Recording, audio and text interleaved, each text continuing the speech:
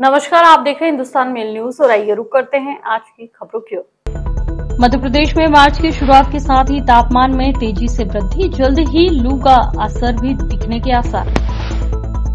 इंदौर नगर निगम की बड़ी कार्रवाई, बेसमेंट में संचालित गतिविधियों पर कसा शिकंजा। स्वच्छता में अग्रणी इंदौर ने पर्यावरण संरक्षण की ओर बढ़ाया कदम, डोर टू डोर कचरा संग्रह के लिए इलेक्ट्रिक वाहनों का उपयोग शुरू। फर्जी डिप्टी कलेक्टर ने स्टूडेंट से लाख रुपए ठगे, मंदिर में मिला था आरोपी। इंदौर में गर्मी से पहले जल प्रदाय व्यवस्था की तैयारी, निगम कमिश्नर ने समीक्षा बैठक में दिए सख्त निर्देश।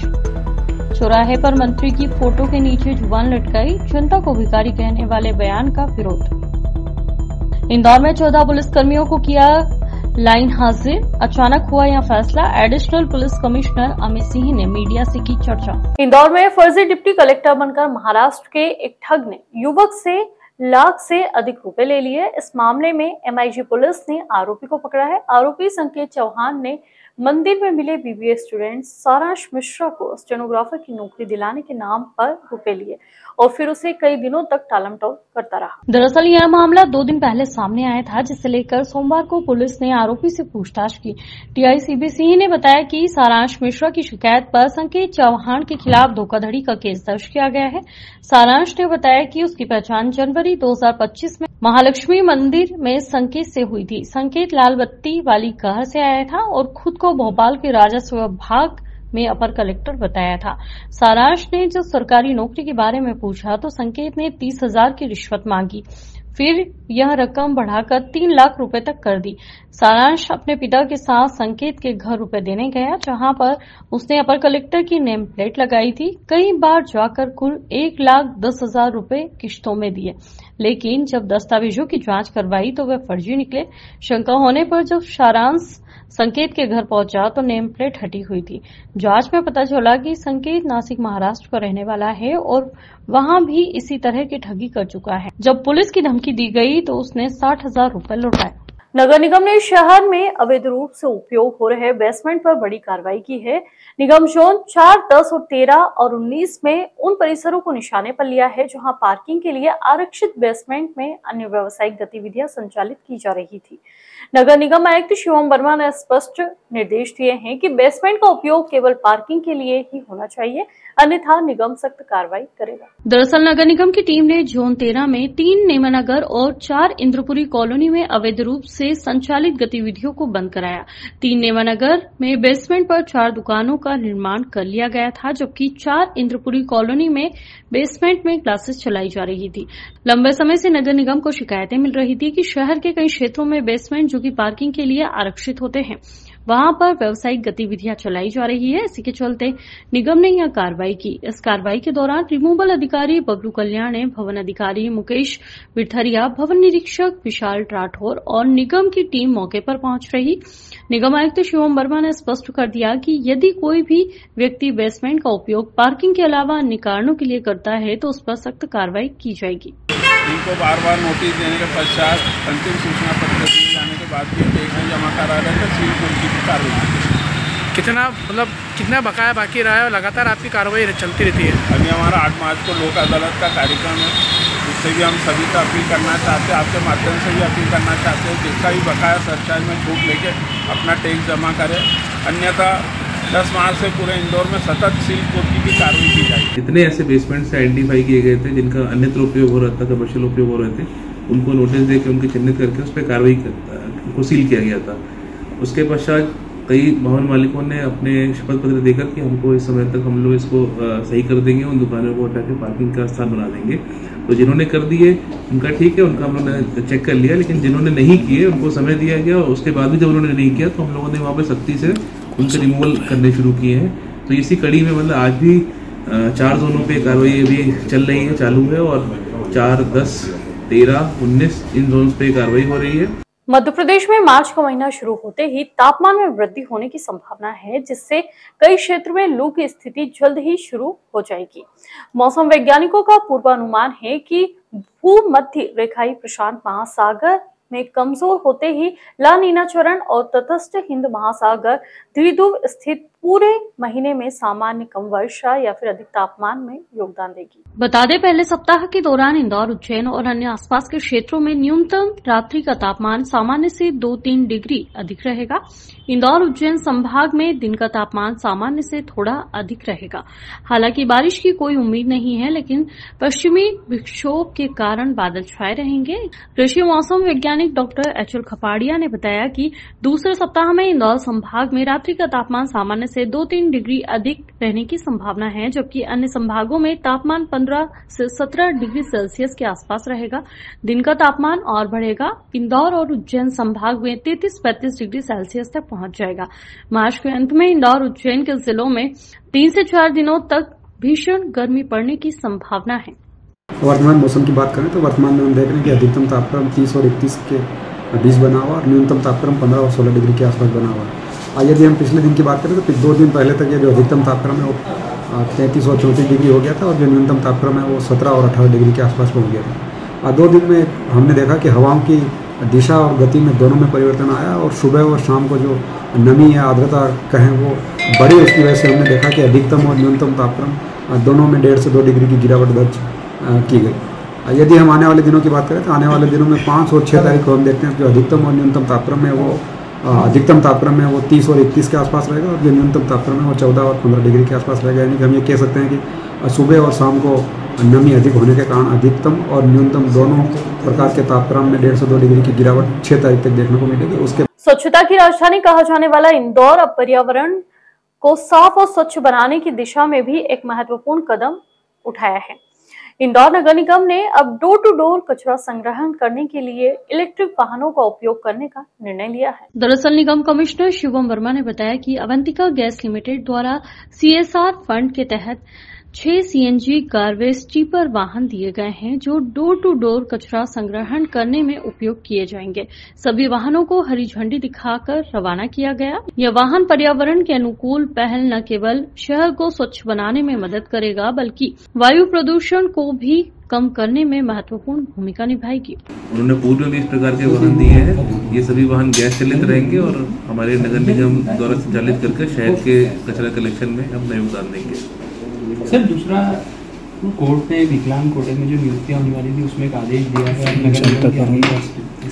लेकिन अब माननीय न्यायालय के आदेश का अवलोकन कर रहे हैं, उनका अध्ययन कर रहे हैं और हमने वरिष्ठ कार्यालय में भी इसको अवगत करा दिया है। तो जैसे भी इसमें मार्गदर्शन आगे मिलेंगे उस हिसाब से हम लोग कार्रवाई करेंगे। सर भर्ती भी चालू है, अपना इंटरव्यू चालू है, उसमें उसी देखिए अपनी प्रक्रिया जो है वो पूर्ण हो चुकी है और कल के MIC के उसमें इसको रखा भी जाना है और हमने उसको वरिष्ठ कार्यालय को बताया। एक बार आदेश का भी अध्ययन कर रहे हैं हम लोग, जो भी इसमें संगत रहेगा माननीय न्यायालय के आदेशों के बारे में कार्रवाई करेंगे। आगामी ग्रीष्मकाल को देखते हुए इंदौर के नेहरू पार्क स्थित स्मार्ट सिटी कार्यालय में निगम कमिश्नर की अध्यक्षता में जल प्रदाय व्यवस्था की समीक्षा बैठक की गई। कमिश्नर शिवम वर्मा ने वर्तमान में जल प्रदाय की व्यवस्था की जोनवार समीक्षा की। बता दें, नगर निगम आयुक्त शिवम वर्मा ने समीक्षा बैठक के दौरान निगम अधिकारियों और बोरिंग सुधार कार्य में संलग्न एजेंसी के प्रतिनिधि से जानकारी ली कि वर्तमान में बोरिंग सुधार को लेकर प्रतिदिन कितनी शिकायतें प्राप्त होती है और कितनी शिकायतों का निराकरण प्रतिदिन किया जाता है। आयुक्त ने संबंधित एजेंसी को निर्देश दिए कि किसी भी परिस्थिति में बोरिंग सुधार की प्राप्त शिकायतों का निराकरण 3 दिन में सुनिश्चित किया जाए। साथ ही सुधार कार्य में संलग्न टीम को जोनल कार्यालय में तैनात करने के भी निर्देश दिए गए। आयुक्त ने यह भी कहा कि यदि सुधार कार्य 3 दिन में पूर्ण नहीं किया जाता है तो संबंधित एजेंसी के विरुद्ध पेनल्टी लगाई जाएगी और PHE, AE व SE को वेतन काटा जाएगा। जो हमारी सेवाएं हैं, जैसे जो बोरिंग की जो सेवाएं होती है कि बोरिंग का मोटर जो उसका अगर कोई खराबी हो तुरंत दुरुस्त हो जाए, ये सभी चीजें सीएम हेल्पलाइन से और जो 311 ऐप के जो शिकायतों से लिंक होके 3 दिन के अंदर, चूंकि कॉन्ट्रैक्ट पीरियड में होता है कि 3 दिन के अंदर जो समस्या है उसका निवारण होना चाहिए, तो उस टाइमलाइन को हम लोगों ने स्ट्रिक्टली फॉलो करने के लिए बोला है। अगर वो फॉलो नहीं होता है तो उसमें जो वेंडर है उस पर पेनल्टी भी लगाई जाए और उन पर कार्रवाई भी की जाए। साथ ही साथ जो हमारे लीकेज रिपेयर के या अन्य कार्य हैं उनमें भी तेजी लाई जाए और हम लोग जब ये सारी चीज़ें कर लेंगे तो निश्चित ही जो शहरवासियों को हम लोग अच्छे प्रकार से वाटर सप्लाई कर सकेंगे। तो उसी का पूरा सिस्टम का जायजा लिया गया है। कुछ कमजोर पॉइंट्स उस पर हम लोग काम कर रहे हैं। मंत्री प्रहलाद पटेल के बयान वाले मामले में इंदौर में कांग्रेस नेता ने फोटो पर उनकी जुबान बनाकर रीगल चौराहे पर लगा दी, जिस पर उन्होंने लिखा है, वोट लेने से पहले जनता भगवान, वोट लेने के बाद जनता भिखारी। पोस्टर को देखकर यहां से गुजरने वाले भी आश्चर्य में पड़ गए। दरअसल जिला कांग्रेस सेवा दल के कार्यकारी अध्यक्ष विवेक खंडेलवाल और गिरीश जोशी ने रीगल चौराहे पर पोस्टर लगाया और ग्रामीण विकास मंत्री प्रहलाद पटेल के बयान की निंदा की। उन्होंने कहा कि मंत्री प्रहलाद पटेल ने मध्य प्रदेश की 7 करोड़ जनता को भिखारी बताया, जो बेहद अपमानजनक है। कांग्रेस नेताओं का कहना है कि लोकतंत्र में जनता को भगवान माना जाता है, लेकिन बीजेपी नेता जनता का अपमान कर रहे हैं। प्रहलाद पटेल माफी मांगने के बजाय अपने बयान को सही ठहरा रहे हैं, जिससे उनका अहंकार साफ झलकता है। विरोध में कांग्रेस ने रीगल चौराहे पर 6 फीट लंबी जुबान लटकाई, जिसमें लिखा था, वोट से पहले जनता भगवान, वोट के बाद जनता भिखारी। कांग्रेस ने मंत्री के इस्तीफे की मांग करते हुए आंदोलन की चेतावनी दी है। जिसको चुनाव से पहले वो भगवान कहते हैं और चुनाव के बाद उनको भिखारी कहते हैं, क्या इस तरह की भाषा भारतीय जनता पार्टी का अधिकृत बयान है? अगर ये अधिकृत बयान है तो भारतीय जनता पार्टी के मुखिया, मध्य प्रदेश के मुख्यमंत्री मोहन यादव जी बताए कि जनता उनकी नज़र में जनता भिखारी है। प्रदेश के अध्यक्ष वीडी शर्मा जी बताए कि उनकी नज़र में मध्य प्रदेश की 7 करोड़ जनता भिखारी है। चुनाव से पहले दंडवत होकर जनता के सामने नाटक करने वाली भारतीय जनता पार्टी के सभी बड़े नेताओं को इस बयान की निंदा करना चाहिए। आज हमने इंदौर शहर में उनके जबान लटकाई है प्रहलाद पटेल जी के फोटो के साथ, जिस पे हमने लिखा है कि चुनाव से पहले वो जनता को भगवान कहते हैं और चुनाव के बाद वो जनता को भिखारी कहते हैं।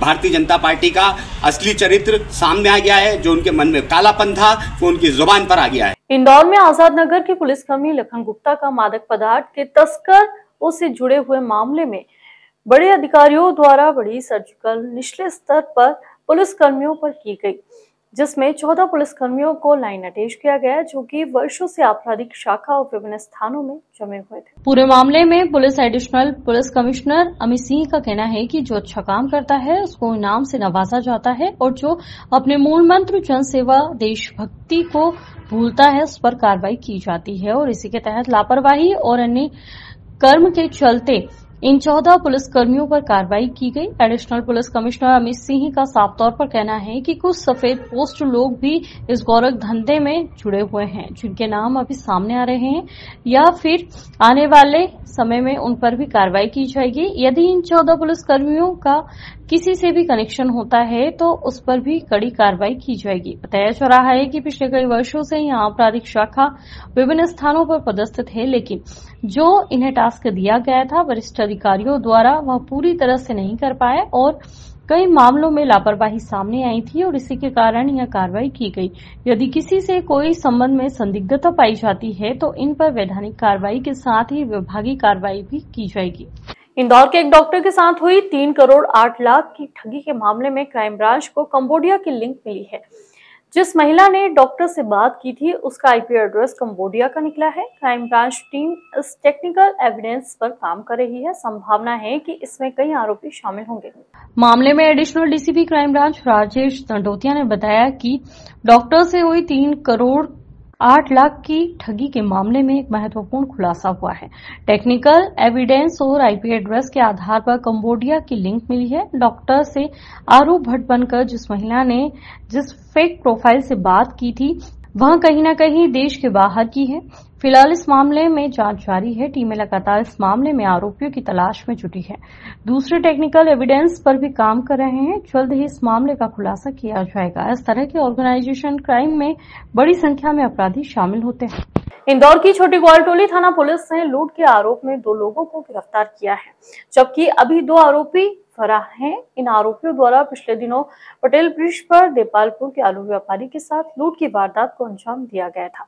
पुलिस ने आरोपियों से लूट की राशि से 7,000 रुपए और घटना में प्रयुक्त ऑटो रिक्शा भी जब्त कर लिया है। इंदौर की छोटी ग्वालटोली पुलिस की गिरफ्त में खड़े ये लुटेरे कुंदन और राजा हैं। इन्होंने अपने 2 साथियों के साथ देपालपुर के आलू व्यापारी विनय जाट के साथ 2 दिन पहले ही उस वक्त लूट की वारदात को अंजाम दिया था जब व्यापारी विनय सरवटे बस स्टैंड भोजन करने पहुंच रहे थे। बदमाशों ने इस घटना में व्यापारी के 40,000 रुपए लूट लिए थे, जिसमें से पुलिस ने 7,000 रुपए और घटना में प्रयुक्त ऑटो जब्त कर लिया है। आलू बेचने आया था। आलू बेचने के बाद खाना खाने अपने सरवटे बस स्टैंड आया। उन्होंने खाना खाया था। खाना खाने के बाद वो देपालपुर जाने के लिए, गंगवाल बस स्टैंड जाने के लिए उन्होंने ऑटो लेने के लिए निकले थे। पटेल प्रतिमा के ऊपर ब्रिज चढ़ते हैं, ब्रिज के पास में उन्होंने एक ऑटो वालों को रोका था। ऑटो वालों में 3-4 लोग बैठे थे, जिन्होंने उनको बैठने के लिए कहा तो शायद समझ गए इसलिए बैठे नहीं, तो वो लोग उतर के इनके साथ जबरदस्ती किया। इनके पास पैसे देख के करीबन 40,000 रुपये थे, वो 40,000 रुपये उनसे निकाल लिया। और फरियादी ने ऑटो का नंबर देख लिया था, उसने आके हमको रिपोर्ट लिखाई और नंबर जो बताया तो हमने उसको RTO से निकाल कर और उसको ट्रेस करके टीमें रवाना करी। 2 आरोपियों को गिरफ्तार किया, 2 आरोपी गिरफ्तार हुए, जिनसे 7,000 रुपये बरामद हुए और 2 आरोपी फरार हुए। पुलिस का कहना है कि पकड़े गए लुटेरे आदतन अपराधी है, जिनसे अन्य वारदातों के बारे में भी फिलहाल पूछताछ की जा रही है।